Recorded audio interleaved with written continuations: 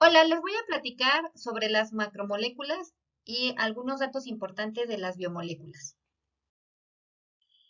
Comenzamos con el átomo, que proviene del griego atom, que quiere decir y viene a partir de la unión de dos vocablos, significa a, que significa sin, y tomo, que significa división. Se pensaba en aquellos ayeres que este compuesto ya era el más chiquitito y que ya no podía dividirse, de ahí que surja su nombre indivisible. Es una partícula de tamaño bastante reducido, del orden del 10 a la menos 8 centímetros. Sin embargo, está compuesto por varias cosas, como se muestra en la tabla que está a la derecha. Tiene una partícula de electrón, de protón y de neutrón, con una carga colombios específica y una masa también, ahí muy importante. Ese átomo es esa estructura esencial y la unidad básica para la materia. En lo que se muestra en la imagen, lo que tenemos aquí, es ese electrón en distintos orbitales y en el núcleo está presente los neutrones y los protones. Recuerden que los neutrones, como viene su nombre, no tienen carga y los protones tienen una carga positiva y los electrones una carga negativa. En el caso del átomo, aquí se muestra un átomo de carbono, tiene dos órbitas, en la cual en la última tiene la presencia de 4 electrones, que ahorita esos van a ser muy importantes más adelante, y en el núcleo atómico tiene sus protones y obviamente sus neutrones. Los átomos en el estado natural se encuentran de forma neutra, quiere decir que tienen la misma cantidad de protones y neutrones. Están siempre buscando llegar a un punto de estabilidad. Recordemos que ese átomo neutro tiene la capacidad de perder electrones o de ganar electrones. En el caso de que pierda electrones, se le va a conocer como catión y va a tener un signo de más presente. Y en el caso de aquel que tenga la posibilidad de ganar, va a tener un símbolo de menos y va a ser conocido como anión. Estos átomos son importantes que se familiaricen con ellos, en especial con aquellos que están íntimamente relacionados con la materia viva. Y hay varios datos importantes en función de estos. En el primero es el número atómico, que se abrevia como Z, y quiere decir que es la cantidad de protones que tiene un elemento. Aquí viene como ejemplo HCNO, que su número atómico para el primero es 1, 6 para el carbono, 7 para el nitrógeno y por último 8 para el oxígeno. En la imagen o en la tabla que se encuentra a la izquierda viene el número atómico de los elementos. Ahora, otro dato muy importante de interés es el número masivo y este se abrevia con la letra A mayúscula. ¿Qué quiere decir? Es la suma de los protones y los neutrones presentes en un átomo. A es igual al número de P más al número de N. En el caso del hidrógeno, tenemos como número atómico 1 y su masa atómica 1. Tiene solo un electrón. Para el caso del helio, tiene un número atómico 2, una masa atómica de 4 y 2 electrones. Y por último, como ejemplo, tenemos el carbono, que tiene número atómico de 6, la masa atómica de 12 y 6 electrones. Normalmente estos datos son los mínimos e indispensables que deben de aparecer en las tablas periódicas. Ahora ya hay muchas muy sofisticadas que tienen bastante más información y no se diga las digitales que puede uno hasta informarse del origen, de dónde, qué nos descubrió y muchos otros datos interesantes. Pero lo mínimo e indispensable que podemos encontrar y la ubicación general que se presenta es el número másico, ¿sí? Y el número atómico en la parte inferior. Ahora vamos a pasar a otro dato también importante que es la masa atómica. También pueden escucharlo o verlo escrito como peso atómico o abreviado como UMA. Esta es una media ponderada de todas las masas atómicas de todos los isótopos del elemento que existan en la naturaleza. ¿Cómo se obtuvo este dato? Se toma en cuenta la cantidad de cada uno, se basa en un valor de masa atómica del carbono 12, en donde se dividió, ¿sí? Tenemos aquí 14 unidades divididas de ese átomo de carbono. Por lo tanto, una UMA es la 12ª parte del peso del carbono. Ahora vamos a hacer un ejemplo con el litio. Se encuentra en la naturaleza como dos isótopos, que ahorita vamos a llegar a mayor detalle a definirlos, pero los podemos encontrar de dos formas. Llámese como Li6 o Li7. Este porcentaje quiere decir el porcentaje que lo podemos encontrar en la naturaleza. Y su eh, dato de A es 6.015 y 7.016. Ahora, su masa atómica de promedio, entonces, de litio, de estos dos compuestos que podemos encontrar en la naturaleza, a pesar que el primero es mucho menor al segundo, pero está presente. Entonces, ahora lo que se hace es multiplicar ese porcentaje presente por su valor de A en cada uno de los casos. Eso sobre 100 y nos daría entonces que su valor es de 6.941 UMA.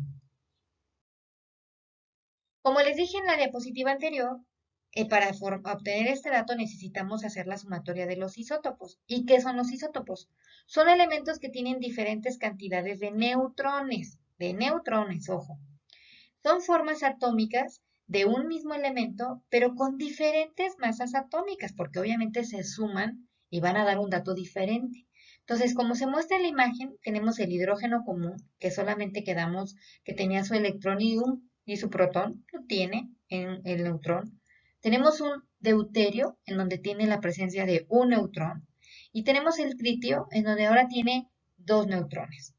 En la naturaleza nos podemos encontrar en estas formas, de manera que para conocer el UMA necesitamos promediarlo.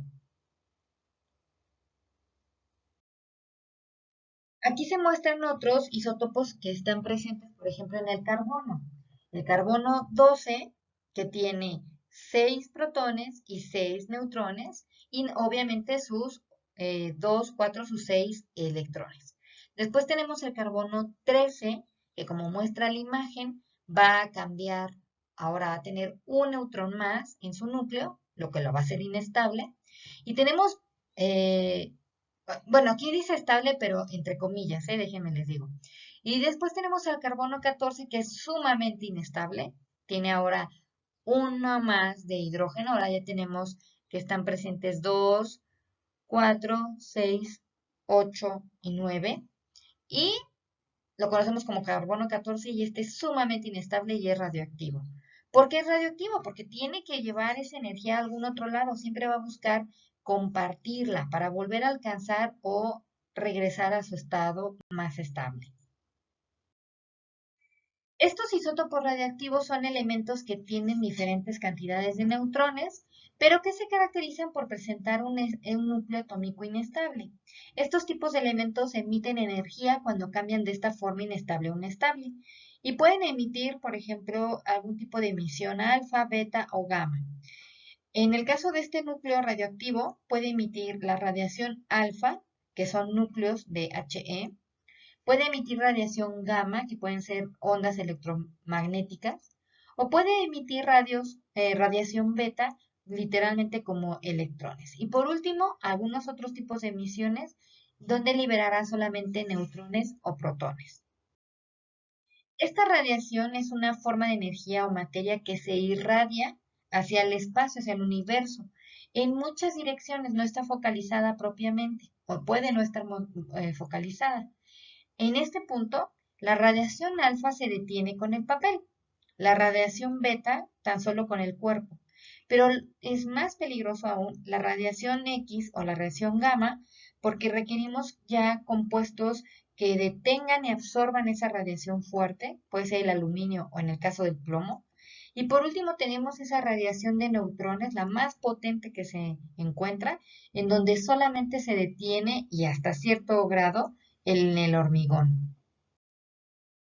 Ahora hemos llegado a otros que se conocen como isotonos. Son elementos distintos con diferentes cantidades de protones, referencia al número atómico, y una masa atómica, pero que son iguales en el número de neutrones. Aquí se muestra, por ejemplo, el Mg y el Na, en donde se indica que tiene 12 protones el primero, 11 protones el segundo, 12 neutrones el primero, 12 neutrones el segundo, 12 nucleones el primero y 11 nucleones el segundo. Quiere decir que entonces su similitud radica en la cantidad de neutrones, pero su número atómico y su masa atómica son distintas.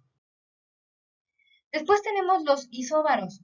Estos son elementos distintos con diferentes cantidades de protones, o sea, de número atómicos, y de neutrones, pero la peculiaridad es que son similares en la masa atómica. Aquí se muestran dos ejemplos. Tenemos al Ca y al Ar, donde tiene 20 protones, 18 el segundo, 20 neutrones, 22 el segundo, y 40 nucleones. Esta imagen me gusta bastante porque engloba lo que se ha visto en las diapositivas anteriores, pero hacen mucha referencia sobre lo que tiene diferente entre ellos. Entonces, para recapitular, los isotonos son igual en número de neutrones, y acuérdense por tener la N.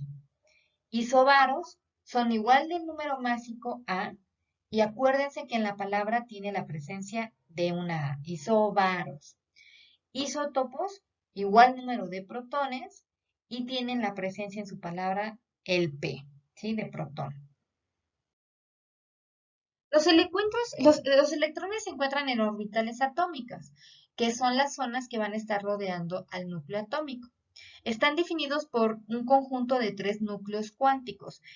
No pretendo que lo dominen por completo, pero sí me gustaría que se familiaricen, porque recuerden que esos átomos, aunque los vemos en una diapositiva o en los libros, no son bidireccionales o unidireccionales, están inmersos en un universo tridimensional, y la forma en que se distribuyen con el universo en ese espacio y tiempo es muy importante porque es la clave que va a permitir su interacción con otros átomos y eso formar ahora ya biomoléculas propiamente. Entonces, el número cuántico principal, que se abrevia como n, va a definir el tamaño y la energía. ¿Qué quiere decir? Que mientras más grande es ese átomo, más grande o mayor cantidad de energía tiene. Y se cuantifica los rangos que se tienen es 1, 2, 3 en adelante. El número cuántico azimutal, que se abrevia con una L, define la forma geométrica, que aquí puede formar 4 estructuras, en S, en P, en D y en F, que ahorita los vamos a ver más adelante. Y el número cuántico magnético, que se abrevia como M, define cómo se orienta en el espacio sobre el eje de la X, de la Y o de la Z. Entendiendo lo anterior, tendríamos que está la parte cuántica N, la L, y después tenemos la M, sobre esa complejidad sobre el universo. Quiero que presten atención cómo el tamaño importa, la cantidad importa y la orientación importa. Entonces eso nos permite tener mayor conciencia de cómo se distribuyen estos átomos en el universo tridimensional y cómo están expuestos para poder o no reaccionar con átomos cercanos. La manera en que pueden reaccionar es mediante su valencia, ¿sí? Se define con la capacidad de combinarse o reaccionar con otro elemento. Y se define como el número de electrones que se encuentran en la órbita externa. En el caso del carbono, muy importante, tiene 4 electrones en su última órbita de valencia, ¿sí? Y en esa órbita es donde se van a dar esos enlaces con moléculas distintas. Qué peculiar que tenga esta ubicación en los 4 puntos ejes cardinales, que eso le va a dar una estructura tridimensional como se muestra en la imagen, ¿sí? Generando unos vértices de este tetraedro regular. Y esto va a permitir que la molécula se pueda unir con compuestos muy distintos entre ellos en cada uno de sus extremos y que sirva como hasta de un codo, ¿sí? Que pueda plegarse o separarse entre cada uno de los ejes. Aquí se muestra el átomo del hidrógeno como en su órbita tiene solo un electrón y en el caso del oxígeno tenemos la posibilidad de tener o participar con 6. Ese hidrógeno con ese carbono pueden reaccionar, porque si se muestra, Aquí tenemos ese hidrógeno con un electrón, el carbono con sus 4 en la última órbita, y que entonces pueden buscar unirse, aquí el hidrógeno con el carbono, para alcanzar a tener 8 en total en esa última órbita, que será estable gracias a esto, y sintetizar entonces el metano. ¿Sí? ¿Cómo se distribuye la tabla periódica? Está compuesto por los elementos que a la fecha se han descubierto. Cada celda puede tener como mínimo 3 elementos básicos: el símbolo del elemento, el número atómico y su masa atómica, que fue lo que vimos anteriormente. El orden en el que se disponen en la tabla periódica no es accidental ni tiene nada que ver con la actualidad en cuando se descubren, sino más bien están distribuidos en dos formas. Uno, en la forma horizontal, se conocen como periodos y se colocan de izquierda a derecha conforme aumenta su número atómico. Y después tenemos en la parte vertical, considerados como grupos, en donde se agrupan los elementos que tienen el mismo número de electrones en su último nivel. Entonces aquí se muestra cómo se distribuye esa tabla atómica, esa tabla periódica en función de sus átomos.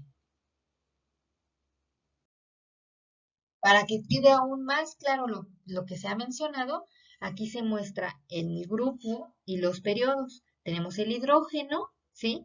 Que su órbita final tiene solamente un electrón. Lo mismo ocurre con Li y lo mismo va a ocurrir con sodio. A diferencia de cómo se distribuye ese periodo horizontal, en donde va aumentando la cantidad de esos electrones que tiene en su última órbita de valencia. En conclusión, se han agrupado por grupos como alcalinos, alcalinoterreos, metales de transición, lantánidos, metales de bloque, no metales, gases nobles o actínidos. Y bueno, también se pone si están en un estado sólido, líquido, gaseoso. Y aquellos que se han sintetizado y obtenido de manera sintética. Estos elementos tienen la capacidad entonces de conjugarse y ahora poder formar o ser considerados como bioelementos. Existen más de 100 elementos en la tabla periódica más los que se seguirán descubriendo. Sin embargo, es peculiar que 70 participan en la materia viva, pero solo 21 de estos son esenciales para que se conserve esa vida. Y tan solo 6, el famoso CHOMP-PS, representa la totalidad de una materia viva, cerca del 92%. De ahí a que los conozcamos como bioelementos. Lo que se muestra en la tabla de la derecha viene la composición de elementos del cuerpo humano, viene el elemento de los principales y su peso en seco. Esto es importante que lo declaremos y que lo puntualicemos, si lo estamos determinando desde el peso seco o si lo estamos haciendo en húmedo, porque va a cambiar. Recuerden que en número quiere decir que estamos considerando, obviamente, la cantidad de agua presente ahí. Y en el peso seco no. Elementos presentes en vestigios, o sea, en cantidades muy, muy bajas, son los que se encuentran en la columna de la derecha. ¿Cómo se clasifican estos bioelementos? Como primarios, secundarios o oligoelementos. Los primarios van a ser los componentes fundamentales e indispensables para formar las biomoléculas, lo que vamos a ver más adelante, como los carbohidratos, lípidos, proteínas y ácidos nucleicos. Los secundarios son aquellos que son componentes que se encuentran en menor cantidad, pero que también son esenciales o fundamentales para que se lleven a cabo los procesos bioquímicos. Y por último tenemos a los oligoelementos, que ya son muy, muy bajos en porcentaje de su presencia, cerca del 0.1%, pero son importantes porque varios de ellos sí que son considerables, indispensables para la vida. Aquí se muestra otra proporción en función del carbono, el hidrógeno, el oxígeno, el nitrógeno, el fósforo y el azufre, dentro de estos considerados primarios y sus porcentajes en la materia viva. Obviamente destaca que en este caso tenemos una mayor proporción de oxígeno a diferencia del anterior, estamos en un peso húmedo. Aquí tenemos la composición del cuerpo humano por masa en donde se muestra ese oxígeno cerca del 65%, 10% hidrógeno, el nitrógeno 3% y el carbono 18%. Y ese restante dividido en todos estos, ¿sí? En cuanto a la comparación entre diferentes organismos vivos, muy complejos entre ellos, en lo que se muestra en la imagen es comparar a un humano con una planta como la alfalfa o como una bacteria. Pero lo peculiar o lo interesante de esto es que los porcentajes son muy conservados.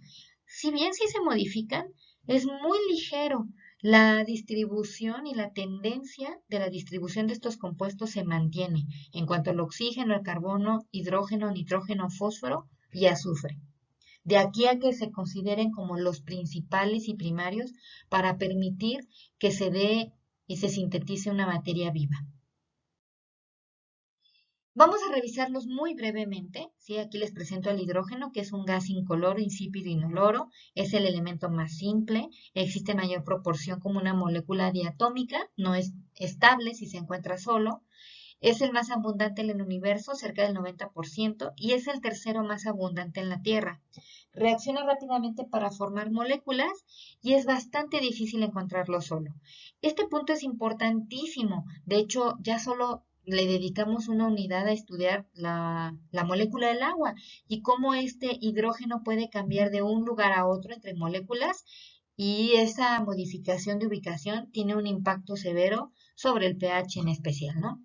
Condiciona la concentración de acidez o pH y participa en procesos liberadores de energía celular y en mecanismos de oxidorreducción. Aquí se muestra lo principal en relación a este átomo, con su peso atómico, su valencia, su estructura atómica, el nombre, la densidad, el punto de fusión, el punto de ebullición y su número atómico. Ahora, para hablar del carbono, este sólido y oscuro no es tan abundante en la corteza terrestre, cerca del 0.027%, pero peculiarmente en los organismos vivos ronda cerca del 18%. Se presenta en cuatro formas alotrópicas. Quiere decir que va a cambiar en la distribución de sus átomos, pero son puros carbonos. Tenemos el grafito, el diamante, el fullereno, los nanotubos de carbono. Y se puede asociar con otro carbono para formar cadenas o ramificaciones. Muy importante para nuestras moléculas. Aquí se muestra la abreviación en símbolo y nuevamente aquellos datos indispensables presentes propiamente en la tabla periódica. Después tenemos el nitrógeno, que en su mayoría está en presencia de gas incoloro e indoloro. En la atmósfera presente el 70%, tiene una gran estabilidad química, tiene una baja radiación y una alta tendencia de igual manera a formar diatómicos. Y bueno, aquí les muestro muy abreviado los principales datos asociados a este átomo en la tabla periódica. Después tenemos el oxígeno, en su mayoría es un gas también incoloro, en la atmósfera está presente cerca del 20%. La forma también de encontrarlo en la naturaleza es como un diátomo. Se condensa a menos 183 grados y se llega a solidificar a los menos 219 grados y participa en los procesos también de liberación de energía. Muy importante. Les muestro también los principales datos presentes en la tabla periódica y su simbología. En cuanto al fósforo, en su mayoría es sólido y está presente en color blanco y tiene un olor bastante peculiar y desagradable. Es insoluble en agua, se oxida espontáneamente en presencia de aire y aquí forma el pentóxido de fósforo, por lo que se almacena siempre en agua y es altamente inflamable, ¿sí? Les muestro de igual manera los principales datos presentes en la tabla periódica de este átomo. Luego tenemos el azufre, en su mayoría que es sólido de color amarillento. Tiene un olor bastante característico, en especial cuando reacciona con el hidrógeno. Y cuando arde, genera una flama azul. Y esto da una característica de liberación de dióxido de azufre. Y nuevamente les dejo la información asociada presente en la tabla periódica y en su simbología. Ahora hemos llegado a los bioelementos que consideramos como secundarios. Se encuentran en menor proporción que los primarios, pero son indispensables para los seres vivos. En medios acuosos siempre se encuentran ionizados. Esto es importantísimo. No quiero que lo dejen pasar por alto. Si el sodio es positivo, el potasio, el magnesio, el calcio y el cloro tienen esa presencia de estar ionizados. Y eso va a tener una relevancia sumamente importante y lo vamos a ir viendo a lo largo del semestre de cómo interacciona con ese medio acuoso. Y por último tenemos a los oligoelementos que, como habíamos dicho anteriormente, tenemos aquellos que son indispensables, que tienen que tenerlos todos los seres vivos, dependiendo de qué organismo vivo estemos hablando, pero en una concentración muy baja. Y hay otros que son variables, sí, que ahí va a ser independiente de ese organismo. En este grupo se encuentran, por ejemplo, FS, UN, ZN, MN, LNI y CO, que aparecen en la mayoría de los organismos. Y les dejo también la lista de aquellos que ya son muy concretos para algunos. Y bueno, el dato importante es que representan el 0.1%, pero que aún así se consideran esenciales para los procesos bioquímicos y fisiológicos. Esta última tabla es muy importante que se familiaricen con ella porque hace la inclusión, ya de manera muy simplificada, de aquellos bioelementos clasificados como primarios y secundarios, aquellos elementos que son primarios en las concentraciones y en la participación en la materia viva, aquellos que son secundarios, que recuerden que están en presencia de iones, oligoelementos que son indispensables para todos y aquellos que pueden ser variables en función del organismo. Muy bien, hasta aquí la primera parte de esta breve información asociada a los elementos. Recuerden apuntar sus datos, no, recuerden apuntar sus comentarios, sus dudas o cualquier otro detalle que quieran que discutamos en las clases. Saludos.